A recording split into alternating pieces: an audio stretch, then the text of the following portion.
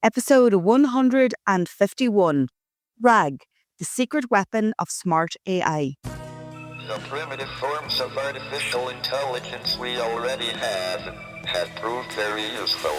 AI is a golden opportunity. How do we ensure that this technology is regulated? The long arc of technological history is now in an extraordinary new phase. The AI 6 podcast with Joanne Sweeney. Do you think that AI just makes things up? Well, you're right, it often does. But there is a fix. It's called RAG, and it helps AI ground its answers in real, relevant information. In this episode, I'll explain how it works and why it's essential if you rely on AI for content or communication.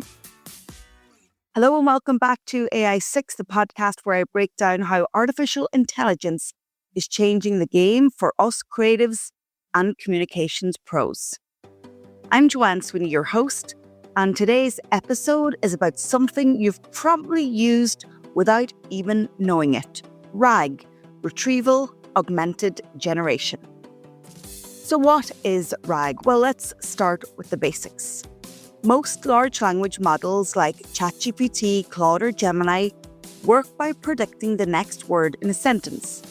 They've been trained on huge data sets, everything from books to websites, forums, YouTube channels, podcasts, Wikipedia, you name it. But once that training is done, the model doesn't learn anything new unless it's retrained. And that's called being a static model. And here's where RAG comes in. Retrieval-Augmented Generation is a technique that lets these models access external information, like documents, PDFs, databases, or web content, at the time of your query. So instead of relying only on what the model remembers from training, RAG lets it go fetch relevant information first and then generate a better, more accurate answer. Think of it like giving your AI a library card. Before answering you, it goes and finds the most relevant book or article, reads the section it needs, then gives you a tailored answer based on that.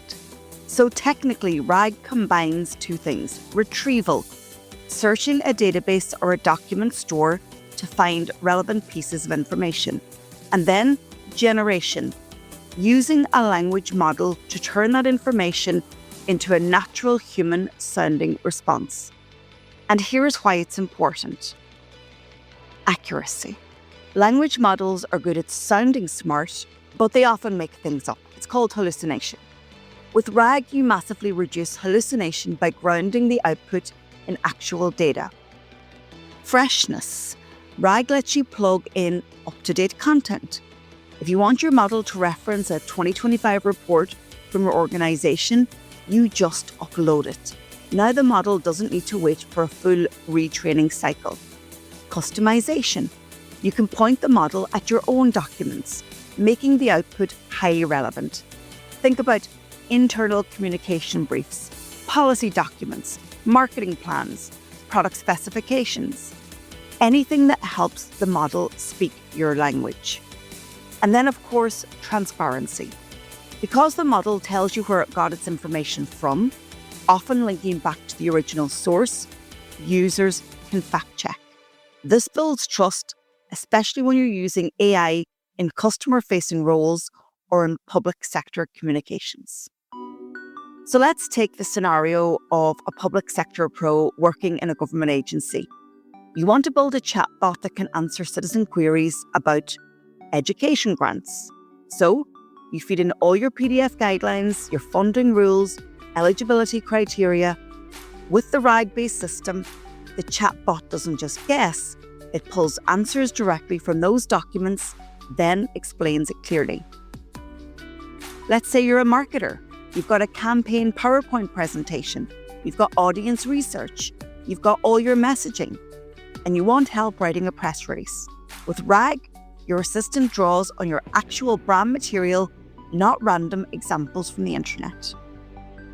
So when you run a RAG query, the system breaks your prompt into what's called a semantic search.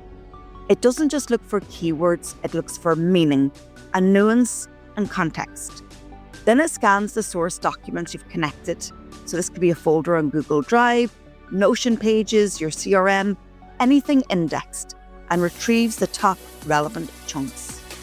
Those chunks are passed into the language model as part of the prompt. That means the AI isn't just predicting blindly, it's responding with access to facts. Most tools do this in milliseconds, and it's already built into a lot of platforms. ChatGPT's, custom GPTs, Claude's memory, or Microsoft Copilot's SharePoint integration. So even if you've never heard the term RAG, you're probably using it. It's not perfect, of course. If your source data is poor, badly written, outdated, or biased, you'll get poor results. RAG doesn't fix the problem of garbage in, garbage out.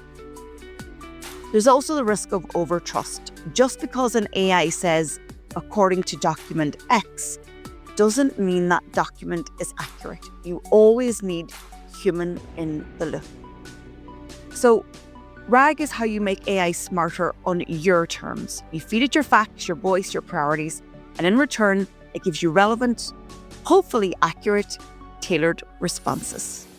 So, the best AI tools of the next year and thereafter won't be the ones that write faster, they'll be the ones that know what matters. So make sure you train the models on your custom information and always ensure that the human is the editor at the end of the output.